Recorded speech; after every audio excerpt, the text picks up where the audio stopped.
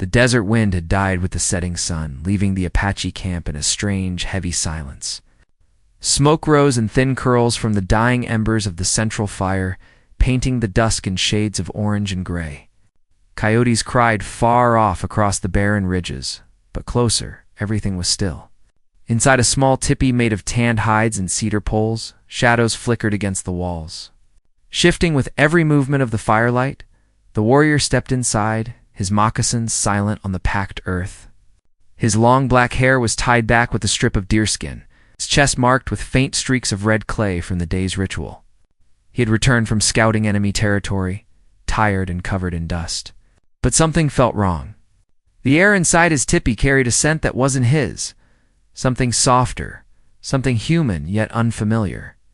He paused, his instincts sharpening.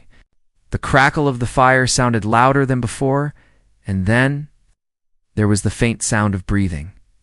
He reached for his knife but didn't draw it yet. Instead, he listened. Then, as if the shadows themselves trembled, he saw her, a pale figure crouched near his bedding of buffalo hide. Her golden curls shimmered in the dim firelight, her face streaked with dirt, her dress torn but modest. For a heartbeat, neither moved.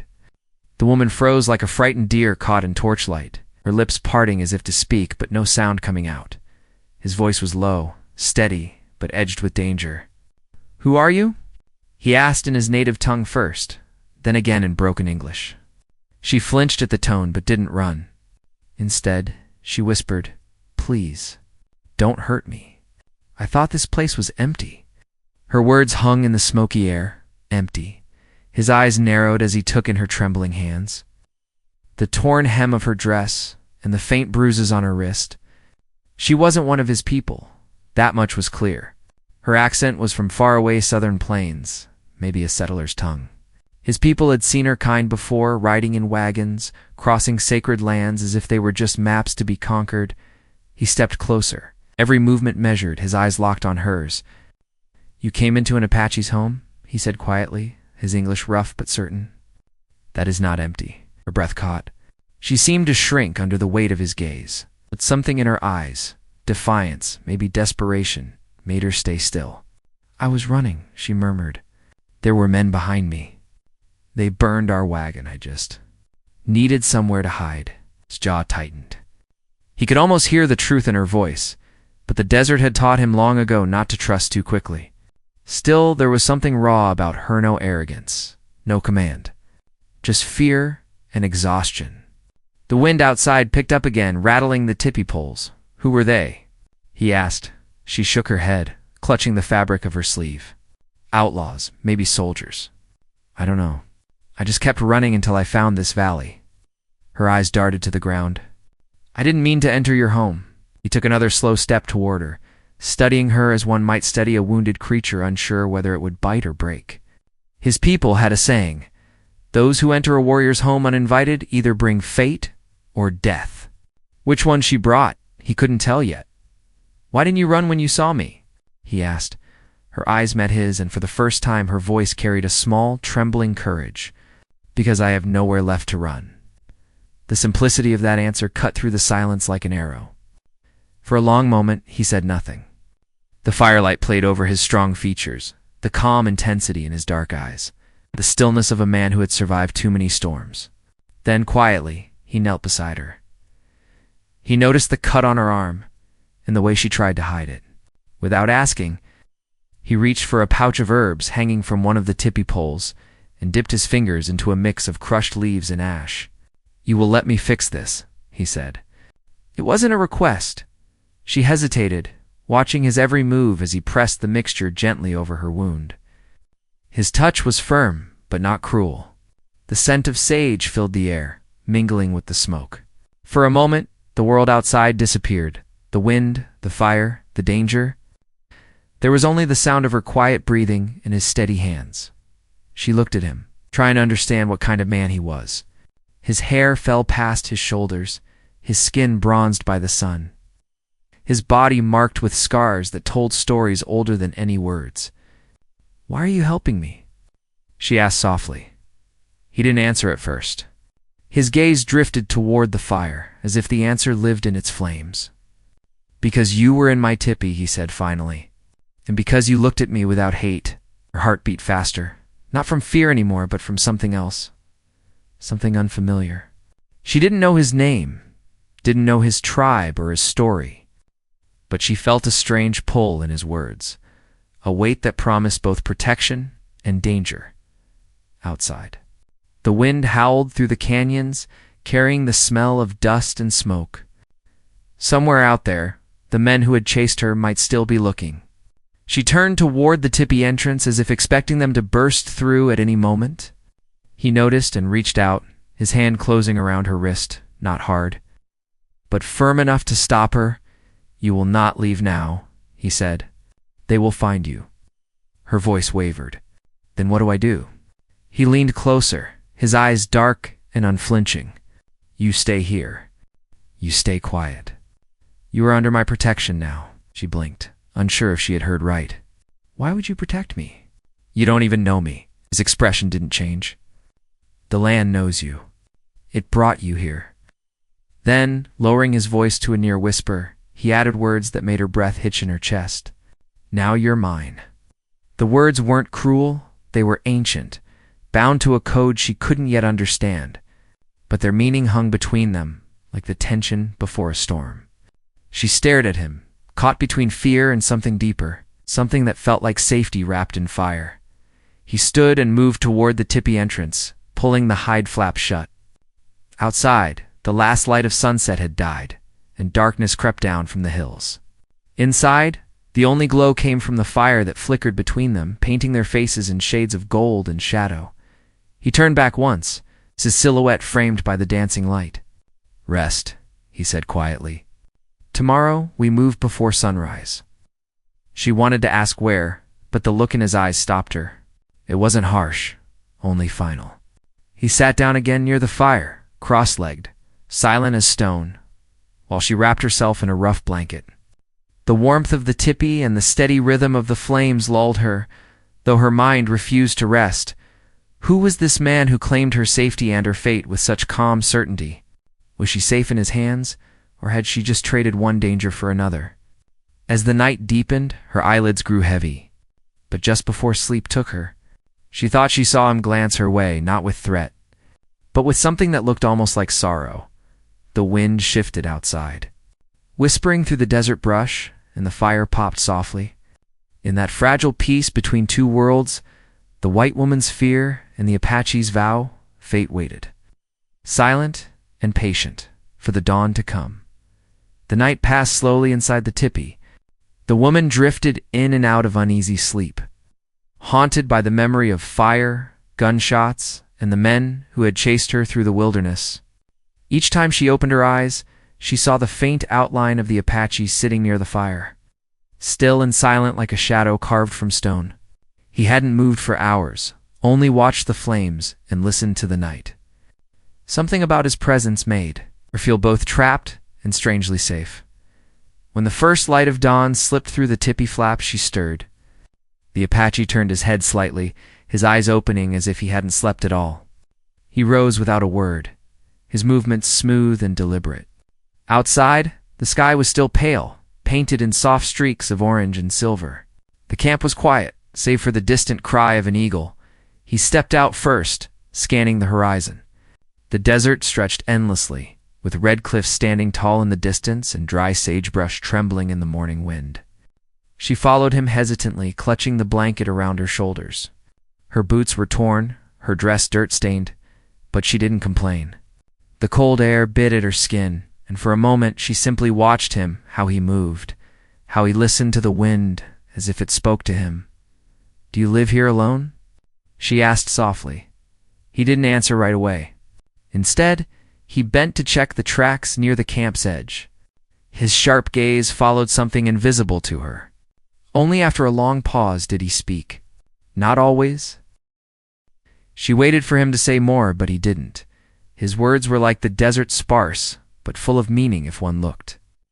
Long enough, he walked toward the stream that cut through the valley, and she followed, her steps clumsy compared to his. The water was clear and cold, flowing over smooth stones. He knelt, cupping water in his hands to wash his face. She hesitated, then did the same, the chill of it waking her completely.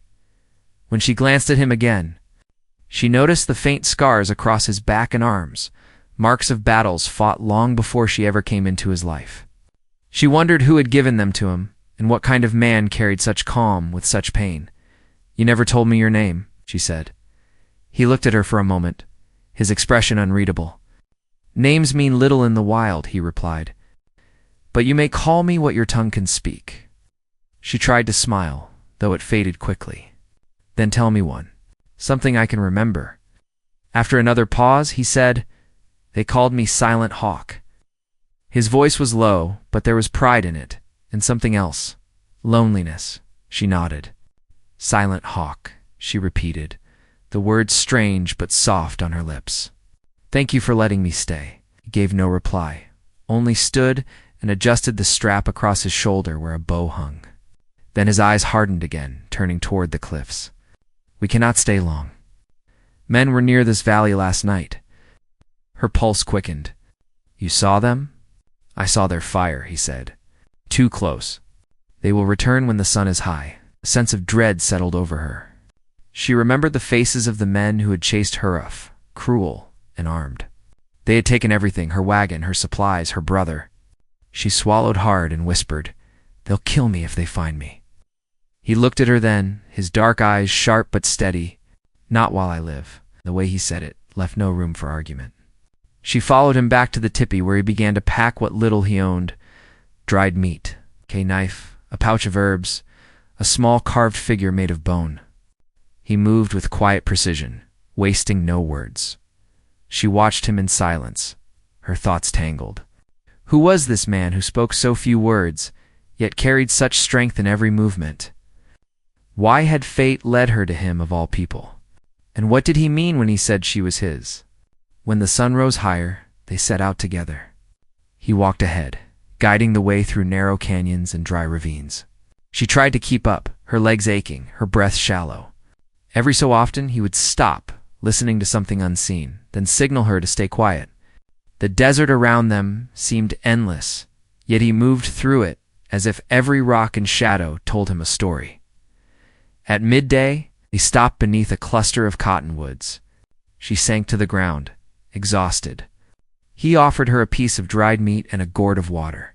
She took them gratefully, though her hands shook. "How long have you lived out here?" she asked between breaths. "Since I was a boy," he said. "The desert teaches what no man can. It kills the weak, spares the wise." "Do you have a family?" He paused, his eyes drifting to the distance. "Once, the soldiers came when I was young. They burned our village, took the women. I was left with the wind and the fire." Her chest tightened. "I'm sorry." He looked at her then, as if her sympathy was a foreign thing he didn't know what to do with. "Do not be sorry. The past is like smoke, it vanishes when you try to hold it." For a while they sat in silence. The wind carried the scent of sage and dust, and the shadows of hawks crossed the ground. She felt small under the vast sky, like the desert could swallow her whole. But beside him, she also felt something she hadn't felt in a long time: safety. He suddenly lifted his head, listening. A moment later, she heard it too, the distant thud of hooves. Her heart leaped. He motioned for her to stay low. Crawling to the edge of the rocks, he peered toward the open plain. In the shimmer of the heat, several riders appeared, 5, maybe 6. The same men who had hunted her? "They found us," she whispered. He reached for his bow, stringing an arrow with a calmness that made her tremble. "They follow tracks like fools," he said. "They do not know the land." She wanted to believe him, but fear twisted inside her. "What will you do?" "What I must," he said simply. He waited until the riders came closer, their voices faint in the wind. Then, in one swift motion, he loosed an arrow. It cut through the air and struck the lead rider's hat clean off. The man shouted, pulling his horse to a halt. The others scattered, shouting orders. Dust rose around them. Silent Hawk turned to her. "Run to the rocks. Do not look back." She hesitated, her heart pounding. "What about you?" He met her gaze, and for a brief second, there was something fierce and almost tender in his eyes. "Go," he said. "You are under my protection. Remember that." She ran. Her feet stumbled over the rough ground, but she didn't stop until she reached the shelter of the rocks. From there, she looked back and saw him standing alone in the open, bow drawn, ready to face whatever came. The riders shouted, firing shots that echoed through the valley. The sound made her flinch, but the Apache didn't move. He knew the land, every ridge and hollow. The moment they advanced, he vanished into the shadows like smoke. Minutes stretched into hours. The desert grew quiet again, the sun dipping low behind the cliffs. She crouched beneath the rocks, trembling, unsure whether he was alive or dead. Then, just as the light began to fade, a figure appeared at the edge of the canyon, walking slowly but upright. It was him. He carried his bow, dust covering his skin, a streak of blood along his arm. When he reached her, she rushed forward. "You're hurt," she said. "It's nothing," he replied. "They will not follow again tonight." She looked at him, relief flooding her chest. "You saved me again." He looked past her toward the fading horizon. "You were brought here for a reason," he said quietly. "The desert chose you. Now it will test you." She didn't understand what he meant, but his words sent a chill through her. As the sky turned deep crimson, they returned to the shelter of the rocks. The fire he built burned small and steady, casting long shadows on the stone walls. For the first time, she saw a hint of weariness in his eyes, the kind that comes from carrying too much for too long. She wanted to thank him, to tell him she didn't know why he had spared her, but the words wouldn't come. He sat across from her, silent as ever. The fire crackled between them. Outside, the wind began to rise again, whispering through the canyon. She glanced at him, her voice barely a whisper. "Silent Hawk, what happens now?" He looked at her, his face unreadable in the firelight. "Now," he said slowly, "you learn why the desert never lets go of those it claims." The firelight flickered in his eyes, and for the first time she felt that her story with this man and this land had only just begun. The night deepened, and though the world outside slept, something between them had awakened, bound by survival, by fate, and by the words he had spoken the night before. Words she still couldn't forget. "Now you're mine." The next few days passed like a blur of dust and silence. They moved before sunrise, resting only when the sun burned too hot to walk. The woman followed behind the Apache through narrow trails that twisted between cliffs and dry riverbeds. She no longer asked where they were going. Every time she tried, he only said, "Farther from danger." His words were few, but his eyes were always searching the horizon, reading the ground for signs only he could see at night. When they made camp, she watched him work in the flicker of the firelight. He always built the flames small, hidden behind rocks so that no one could see their glow. He would hunt quietly, returning with rabbits or wild quail, skinning them with calm precision. She helped as best she could, though her hands trembled when she held the knife. There was no conversation, but there was a quiet understanding forming between them, one that neither of them spoke of. The more time she spent with him, the more she began to see that his silence wasn't coldness. It was habit, carved deep by years of surviving alone. His face rarely changed, but sometimes, when he looked toward the stars, she caught a trace of sadness, something unspoken that belonged to a different life. One night, while the wind howled through the canyon, she finally asked, "Do you ever think about leaving this land? Going somewhere new?" He didn't answer right away. His gaze stayed fixed on the fire. "The land is not something I leave," he said. "It made me. It owns me." His answer lingered in her mind long after. She turned away, staring into the dark, wondering if anyone would ever come looking for her, or if she was. Already forgotten by the world she came from. But their uneasy peace didn't last. On the fourth day, they came across the remains of another camp.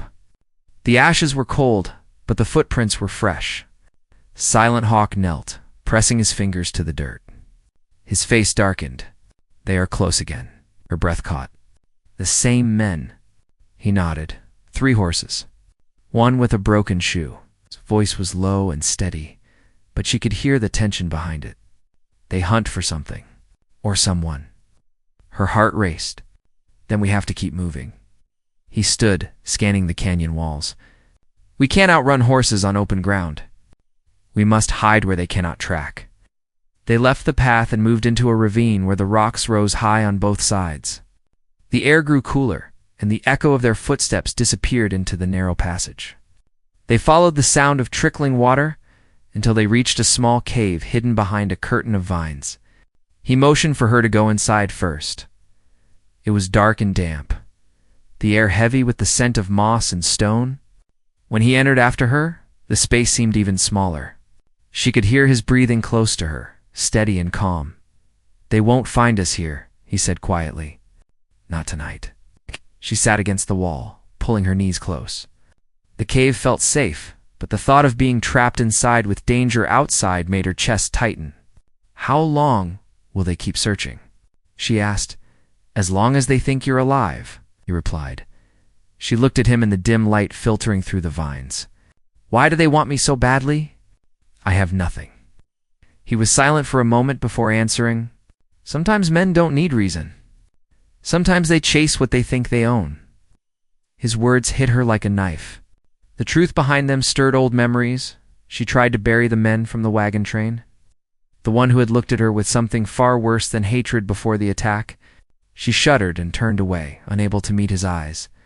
Outside, thunder rumbled far in the distance. A storm was forming over the desert. The sound of rain against the rocks came slowly, then harder, until it echoed through the ravine.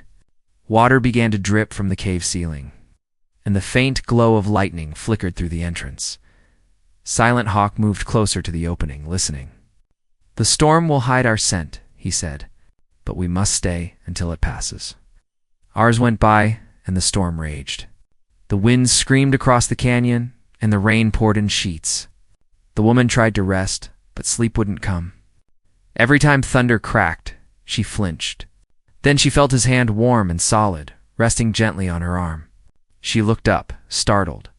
You are safe, he said. His tone wasn't soft, but there was something in it that steadied her heart. Why are you helping me? She asked again, her voice barely above a whisper. You don't know me. You could have left me that night. He looked away, as if answering would reveal too much. Because once someone helped me when I was hunted, he said finally. And because the spirits led you into my tipi, that means something. She watched him, unsure if he truly believed what he said or if he simply needed to believe it. Either way, she felt the weight of his conviction. When the storm finally ended, dawn came gray and heavy. The desert smelled of wet earth and sage. Silent Hawk stepped out first, scanning the horizon again. But when he turned back, his expression was grim. Tracks, he said. They found the valley. Her heart sank. So they'll find us here? He shook his head. Not if we move now. They left the cave and began climbing toward the upper cliffs. The rocks were slick, and she slipped more than once, but he was always there, steadying her with a hand or a quick pull. By midday, they reached a plateau overlooking the endless desert. From there, she could see smoke in the distance, thin trails rising like warnings. He crouched beside her. That is where your hunters camp. She felt fear creep through her again. They won't stop, will they? No, he said quietly. Men like that only stop when the world takes them. They rested for a while, hidden among the rocks. The sun was merciless, and the wind carried the faint sound of voices from below. She wanted to ask him what their plan was, but before she could, he said something unexpected. There is a place north of here, he said. An old village. My mother's people once lived there before the war came. It's hidden by cliffs. If we reach it, they will not find you. Will we be safe there? He looked at her, and for once, his expression softened. Nothing in this land is truly safe, but it is sacred ground. Even your enemies may fear to enter it. So they began their journey north. The path grew steeper, the nights colder. She learned to move quietly, to gather wood the way he taught her, to tell time by the position of the sun. Every day she saw more of who he was, not just a warrior, but a man burdened by memories and guided by something older than himself. Yet the closer they drew to the sacred valley, the more uneasy he became. He would stop suddenly, his eyes scanning the distance, as if listening to whispers she couldn't hear. One evening, when they made camp among red rocks, she found him sitting apart, staring at a feather tied to a string around his wrist. "What is that?" she asked. He held it up. "A memory," he said. "For my brother. He was killed in the raid that burned our home." She sat beside him quietly. "Was that the soldiers?" "Yes. They came saying they brought peace, but they brought fire. My brother was brave. He fought until the end. I wear this so the spirits know I remember." She felt a pang of sadness for him. "I'm sorry," she said softly. He turned to her, his gaze deep and steady. "You carry sorrow, too. It shows in your eyes." She nodded, tears threatening to rise. "I lost my brother, too." That night, when they burned the wagon, the silence that followed was heavy but not empty. For the first time, they shared something beyond survival pain that crossed two worlds. But the moment didn't last. As the fire flickered lower, he suddenly lifted his head. The faint sound of hooves came from beyond the rocks. "They found us again," he said sharply. She froze. "What do we do?" He stood, stringing his bow. "You hide. I'll draw them away." "No," she said, grabbing his arm. "You'll be killed." He looked down at her hand, then at her face. "If I die, you live. That is how this must be." Before she could argue, he was gone, disappearing into the shadows like he always did. She crouched behind the rocks, her heart pounding as voices echoed across the desert. She heard shouting, then the sound of a gunshot, another, then silence. The waiting was unbearable. Every sound in the night seemed sharper: the rustle of wind, the cry of a hawk. When she could bear it no longer, she stepped out, calling softly, "Silent Hawk." No answer. The darkness around her stretched endlessly. Somewhere out there, he was fighting for her life. And as fear gripped her, one thought repeated in her mind. The same words he had whispered that first night in his tipi, words that now felt like both a promise and a curse. "Now you're mine." The night swallowed the desert, and the wind carried the echo of gunfire through the canyons. She stood frozen, her heart thundering in her chest, her hands gripping the rocks as if they could hold her world together. The sound faded, replaced only by the low moan of the wind and the uneasy silence that followed. Every instinct told her to stay hidden, but every part of her screamed to go after him. Silent Hawk was out there, somewhere in that vast darkness. Facing men who would kill without mercy, she took a few steps forward, calling his name again, her voice breaking. No answer came. Only the rustle of the dry brush and the distant crack of a dying campfire. Fear pressed down on her until she could hardly breathe. Then, from somewhere beyond the rocks, she heard movement, a horse snorting, a boot striking gravel. Her pulse quickened. It could have been him. It could have been them. She crouched low, clutching the small knife he had given her. The air smelled of gunpowder and wet earth. When the sound drew closer, she caught a glimpse of a shadowed figure moving through the canyon, tall, broad, and steady. Relief washed through her before she even saw his face. "Silent Hawk," she whispered. He appeared through the dim light, his steps uneven. Blood streaked down his arm, and his bow hung loosely at his side. When she ran to him, he caught himself on the rocks, breathing heavily. "You're hurt," she said, trying to steady him. "Not bad," he murmured. "They're gone for now." She helped him sit near the fire. His skin was cold, his chest rising and falling too fast. She tore a strip from her dress and pressed it against the wound on his shoulder. He winced but said nothing. His eyes stayed sharp, fixed on the horizon, even as his strength began to fade. "They were 4, he said quietly. 3 ran. 1 stayed behind. He'll bring more." Her voice trembled. "Then we have to go. We can't stay here anymore." Shook his head. "They'll track us by sunrise. The desert gives no mercy to the weak." She looked at him, her throat tightening. "Then what do we do?"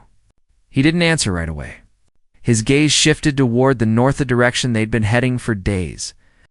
"There's a narrow pass ahead. My people once used it as a refuge. We'll reach it before dawn. It's the only way." She hesitated, glancing at the blood seeping through the cloth on his arm. "You're bleeding too much. You can't climb in this condition." He turned to her, his voice firm but quiet. "If I fall, you keep going. I won't leave you. You must," he said, his eyes hard as stone. "The spirits chose you. You don't belong to their cruelty." His words cut deep, and though she didn't fully understand them, she knew he meant to protect her even if it cost him everything. She helped him to his feet, and together they started moving again through the narrow canyon. The moon had risen high, casting a pale light over the desert floor. Each step echoed like a heartbeat. The hours that followed blurred together. Rocks, sand, the sound of his labored breathing. She wanted to stop, to rest, but he kept pushing forward, his body driven by something more powerful than pain. When they finally reached the base of the cliffs, he paused and pointed to a narrow crack between two slabs of stone. "There," he said, "that path leads to the old ground. Once we reach it, we'll be safe."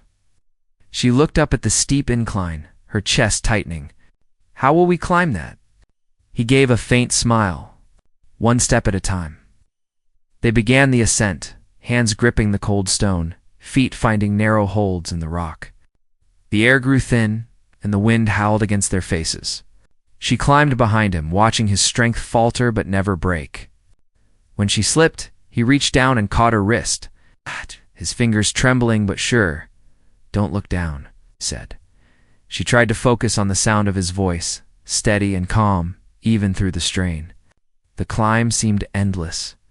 By the time they reached the top, her hands were raw, and his wound had reopened. He collapsed to one knee, his breath ragged. She knelt beside him, panic rising. "Please rest." "Just for a moment," she said. He shook his head, forcing himself up. "Not yet. We're almost there." They crossed a ridge where the land opened into a wide basin surrounded by red cliffs. The moonlight revealed faint shapestone ruins half buried by sand, remnants of what might once have been homes or sacred shelters.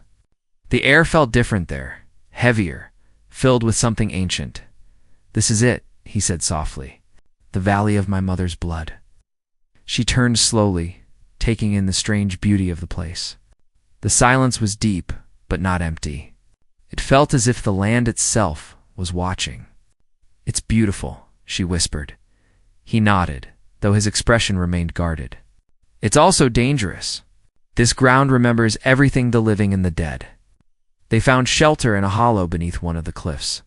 He sank down, leaning against the stone, his face pale. She knelt beside him, cleaning his wound as best she could. When she finished, she noticed something else's necklace around his neck, hidden beneath his shirt. It was made of bone and turquoise, carved with the shape of a hawk. She touched it lightly. "What does this mean?" He opened his eyes, his voice low. "It's a promise. My mother gave it to me before she died. She said one day it would lead me to what I was meant to protect." Her fingers froze on the pendant. "And you think that's me?" He didn't answer. Instead, he looked past her to the entrance of the hollow. "They'll come soon. The man who leads them won't stop." "You saw him?" "Yes, he's not a stranger to me," he said. His voice hardened.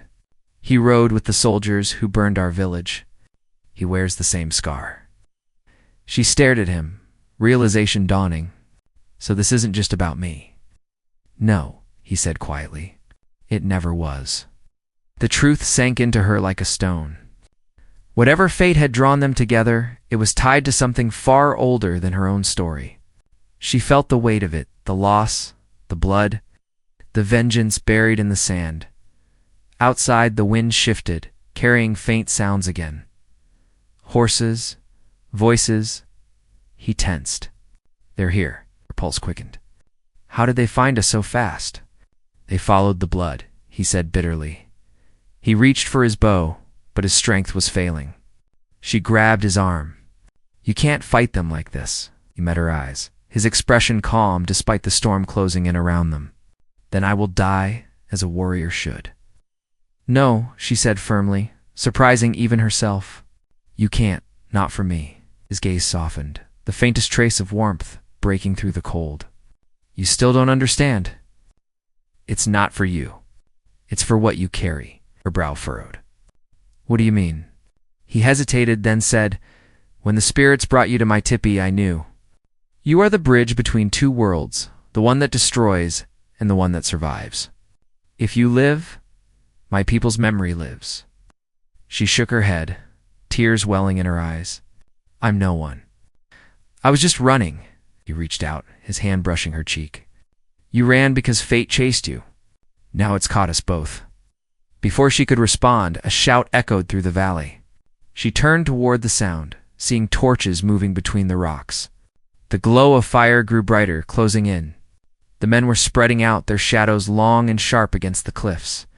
Silent Hawk stood, gripping his bow with his good hand. "Stay behind the rocks," he said. "When I tell you to run, you run north. Don't stop." She stood too, shaking her head. "I won't leave you." He gave her one long look, full of something that felt like goodbye. "You must." The torches drew nearer, their light flickering across the redstone walls. The wind howled through the valley, carrying the smell of smoke and dust. She could hear the men shouting orders, their boots striking the earth. He stepped forward, his silhouette framed by the firelight. The moon caught the edge of his face, his hair blowing in the wind. There was no fear in his stance, only the calm of a man who had already faced death once before. She pressed a hand to her mouth, tears burning her eyes. The sound of horses grew louder.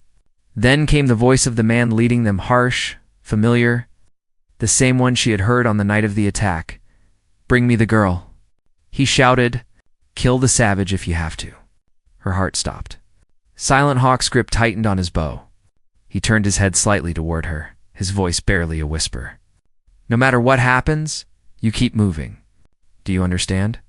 She nodded, though her throat felt locked. The first bullet hit the rocks, spraying dust into the air. Then came another. He drew his bow and fired, the arrow flying straight into the dark. A cry followed. The battle had begun. The firelight danced wildly as the chaos unfolded. She ducked behind the stones, her heart hammering, watching the man who had become both her protector and her fate stand alone against the storm that had hunted them both. And in that moment, she understood whatever happened next would change them forever. The desert had claimed them. The night was about to decide which one it would keep. The gunfire tore through the night, echoing off the canyon walls like thunder trapped between stone. Smoke and dust filled the air, and the smell of gunpowder burned her throat. She crouched behind the rocks, hands pressed to her ears, watching flashes of light streak across the darkness. Silent Hawk moved like a shadow among the fire, his arrows flying fast and sure, each one finding its mark. But there were too many of them, their torches turning the sacred valley into a sea of flames. She could see him now, standing near the cliff edge, bow in hand, his chest rising and falling with every breath. A figure emerged from the smoke, the man who had hunted her since that terrible night. His face twisted with hate, his gun raised. "You should have stayed where you belonged," he shouted. Silent Hawk didn't answer. He loosed another arrow, striking the man's arm and sending the gun spinning into the sand. But before he could move again, another shot rang out from behind. The bullet struck his side and he stumbled backward. She screamed his name and ran toward him, ignoring the chaos around her. He fell to his knees, clutching his wound as the fight raged on. She reached him, dropping beside him, her hands trembling as she pressed them against the bleeding wound. "You can't leave me," she whispered. "Not after everything." His breath came slow, ragged. "You must run," he said. "You were meant to survive, not me." "No," she said fiercely. "We're both getting out of here." The leader staggered closer, holding his injured arm. His voice was cold, filled with hate. "You think that Savage can save you? He'll die like the rest." Her eyes burned with fury. She reached for the fallen pistol in the sand, her hand shaking as she aimed it. The man froze, shocked that the woman he once chased now stood defiant before him. Her voice trembled, but her aim didn't waver. "No one dies tonight," she said. Before he could take another step, she fired. The shot echoed through the valley, louder than all the rest. The man fell backward, his weapon dropping beside him. The remaining riders, seeing their leader down, turned their horses and fled into the night. The sound of hooves faded until there was only silence again, deep, hollow silence. The fire crackled weakly around the camp, and the smoke began to clear. She knelt beside Silent Hawk, tears streaming down her face. His eyes were half open, his breath shallow. "It's over," she said softly. "They're gone." He gave a faint smile. "Not yet," he whispered. "You still must reach the North Ridge. Beyond it, there's a village. My mother's bloodline. They will take you in." "I'm not leaving you," she said. "You saved me. You gave me life when I had none. Please, let me help you." He reached out and brushed her cheek with the back of his hand. His touch was warm despite the blood. "You already did," he said. "When you walked into my tipi, I thought you were lost. But the truth is, you brought me back from the dead." She shook her head, crying harder. "You can't talk like that." He looked at her with calm, unshaken eyes. "The desert gives what it takes, but it never forgets." She leaned close, holding him as the night wind swept through the valley. For a long time, neither spoke. Then she felt it, the faint rhythm of his heartbeat slowing against her chest. Her breath caught. She whispered his name again and again, as if saying it could keep him alive. But his eyes closed gently, the pain leaving his face. His last breath left in a whisper that she barely heard. "Now you're free." She held him until the first light of dawn broke over the horizon. The sky turned gold, painting the valley with warmth that felt cruel against her grief. She didn't know how long she sat there, only that the sun rose higher and the world moved on while she stayed still beside him. The hawks flew overhead, circling the cliffs like silent guardians. When she finally stood, her legs trembled. She looked around at the scorched valley, the smoke, the arrows, the broken weapons, and felt the weight of everything they had endured. Then she knelt beside him one last time, removing the hawk pendant from around his neck. She pressed it to her lips and whispered, "I'll carry you with me." She buried him beneath the red stones of his ancestors, marking the grave with his bow and a single feather tied to it. The wind rose again, brushing her hair across her face, almost like a farewell. When she left the valley, the morning light guided her north. The journey was long and quiet. The desert stretched endlessly, but it no longer frightened her. Every time the wind blew, she could almost hear his voice, steady, calm, the way it had been that first night in his tipi. She walked until she reached the ridge he had spoken of, and beyond it. She found what he had promised, a small settlement. Hidden among the cliffs, the people there looked at her with caution at first. But when they saw the hawk pendant, their faces softened. An elder woman stepped forward, touching the necklace gently. "He was one of us," she said. "And now you carry his spirit." He took her in, giving her food and rest. Days turned into weeks, and the wounds of her body began to heal, though her heart remained heavy. She helped where she could, gathering water, tending fires, learning their ways. Slowly, she began to understand what Silent Hawk had meant about the land owning those who listen. It wasn't just survival. It was connection, something deeper, something that bound her to the soil, the sky, and the memory of the man who had saved her life. Sometimes, at night, she sat outside the small hut the tribe had given her. The stars above seemed endless, bright and cold, the same stars she had once seen from his tipi. She would hold the pendant in her hand and speak softly to the wind, telling him what she had seen that day, what she had learned, what she still feared. And every time the breeze shifted, she felt as though he heard her. Seasons changed, and the scars of her journey faded. But she never left that valley. The people began to call her by a name in their tongue, one that meant woman who walks with hawks. She took care of the children, told them stories of the brave warrior who fought not for vengeance, but for protection, for a promise he made under a desert sky, years later. Travelers passing through the northern cliffs sometimes spoke of a woman with golden hair who guided lost souls to safety. They said she knew the land better than anyone, that she could read the wind and find water where no one else could. Some said a hawk always followed her. Circling high above, those who listened closely to her stories always heard the same beginning. She would look toward the horizon, her voice quiet and full of something that felt like both sorrow and peace. "I once met a man who taught me what it means to belong to the land," she would say.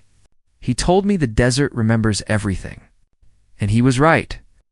Then she would pause, smiling faintly as the wind brushed her face. She would whisper the words that had changed her life forever. "Now you're mine," he had said that night. But what he didn't know was that, in saving her, he had become hers to not as a possession, but as a memory, a promise written into the desert itself. And so she stayed where his spirit still lingered. Among the rocks and wind and open skies, where love and loss were one and the same, the land carried his voice in every storm, in every whisper of the night breeze. And as long as she walked that soil, neither of them would ever truly be gone. The desert that once took everything from her had given her something far greater, a reason to live, a story to tell, and a name that would never fade.